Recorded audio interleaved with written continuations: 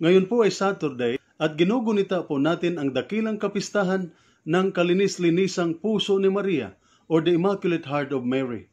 At ang mabuting balita ng Panginoon ayon kay San Lucas. Papuri sa iyo, Panginoon. Taon-taon tuwing pista ng Pasko, ang mga magulang ni Jesus ay pumupunta sa Jerusalem. Nang siya ay 12 taon na, dumalo sila sa pista gaya ng dati nilang ginagawa. Pagkatapos ng pista, sila'y umuwi na. Nagpaiwan si Jesus sa Jerusalem, ngunit hindi ito napansin ng kaniyang mga magulang. Maghapon na silang nakapaglakbay nang akala'y kasama nila si Jesus nang mapansin nilang wala siya. Siya'y hinanap nila sa kanilang mga kamag-anak at kakilala, ngunit hindi nila natagpuan si Jesus. Kaya't bumalik sila sa Jerusalem upang doon maghanap.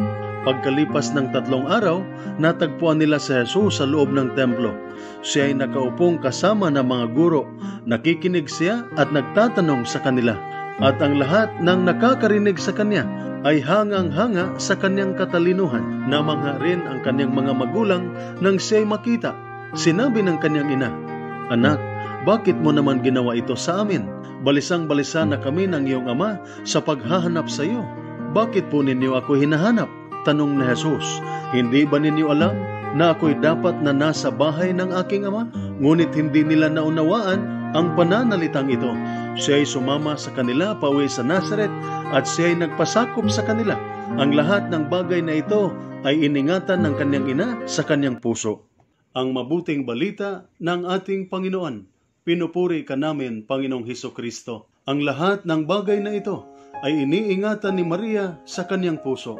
Tinanggap ni Maria ang lahat. Ibinigay niya sa Diyos ang kanyang buong pagsang-ayon, ang kanyang kumplitong kooperasyon at ang kanyang unconditional commitment. Iniingatan ni Maria ang lahat sa kanyang puso. Ibig sabihin, wala pong sama ng loob, walang pagdududa, walang pag-aalinlangan, walang panghihina ng loob sa kanyang mga salita at ginagawa. Kinikilala niya ang kalooban ng Diyos at umaangkop siya nito na pagtanto niyang ang lahat ng bagay at ang lahat ng tao ay para sa Diyos. Kaya ibinigay niya ang lahat sa Kanya. Inialay ni Maria si Jesus para sa katuparan ng plano ng Diyos sa kaligtasan. Nang sumagot si Jesus, "Bakit pa po ba ninyo ako hinahanap? Hindi po ba ninyo alam na dapat ako'y nandito sa bahay ng aking ama?" Alam ni Maria at tinanggap niya ang kanyang papel sa misyon ng kanyang anak na si Jesus. At nagtiwala si Maria sa pamamaraan ng Diyos. Umaasa siya sa kalooban ng Ama. Naniniwala siya sa kanyang puso kung ano ang ginagawa ng kanyang anak para sa ikaliligtas ng sangkatauhan. Si Maria ay naging tahimik na tagasunod ng kanyang anak na si Jesus. Sinasabing ang puso ay ang lifeline ng katawan. Ang puso ay buhay. Ang puso ay pag-ibig. Ang puso ay nagpapahiwatig ng tiwala at lambing. Ang puso ay tumutukoy sa tao. Ang matigas na puso, ang pusong bato, ay taong walang compassion, taong walang malasakit. Ang broken heart ay pusong sugatan.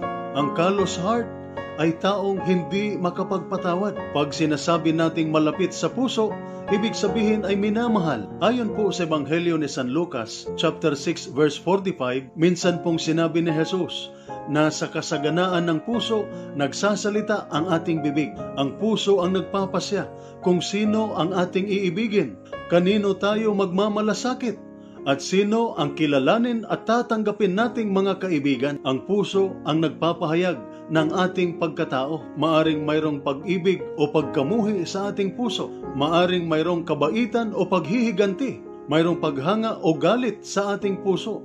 Maaring mayroong pakikisa at pakikiramay o pagkainggit. Maaring mayroong kabutihan o sama ng loob. Kaya ano ba ang mayroon at nilalaman ng ating puso?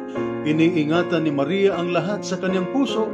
Ibig sabihin, iniibig niya ang mga iniibig ni Jesus. Tanggap niya ang mga tinatanggap ni Jesus. Isinasabuhay niya kung ano ang sinasabi at ginagawa ni Jesus. Tinutupad niya kung ano ang kanyang gusto. Kaya iniingatan tayo ni Maria sa kanyang puso. Ang puso ni Maria ay immaculate o malinis. Ibig sabihin, walang kasalanan, walang bahid, walang mansa, walang dungis ng kasalanan, walang karumihan. Ang kalinisan ng kanyang puso ay nagpapahiwatig kung ano ang sinasabi ng Anghel Gabriel sa Ebanghelyo ni San Lucas chapter 1 verse 28 na napupuno ng grasya.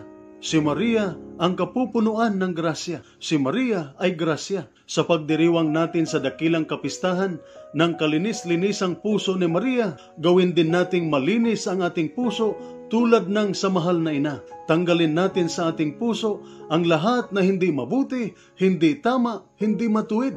At hayaan natin kung ano ang mabuti at maganda ang mananatili sa ating puso. Gawin nating malinis ang ating puso tulad ng kalinis-linisang puso ni Maria, ang puso na tumitibok para kay Jesus, ang puso na umiibig kay Jesus, ang puso na buhay para kay Jesus. Ito po ang salita ng Diyos, ang ating gabay. Let us pray. Lord God, Almighty Father, Creator of mankind and author of peace, those who take refuge in you will be glad and forever will shout for joy. Protect our soldiers as they discharge their duties. Protect them with the shield of your strength and keep them safe from all evil and harm. Grant them courage and hope. May they ever experience your firm support, gentle love, and compassionate healing. Be their constant companion and the refuge in every adversity. Be their power and protector, leading them from darkness to light. May the power of your love enable them to return home in safety, that with all those who love and care for them, they may ever rejoice and praise you for your loving care. We ask this through Christ our Lord. Amen. Mary, Queen of Peace, pray for us. Saint Michael the Archangel, pray for us. Saint Ignatius of Loyola, pray for us.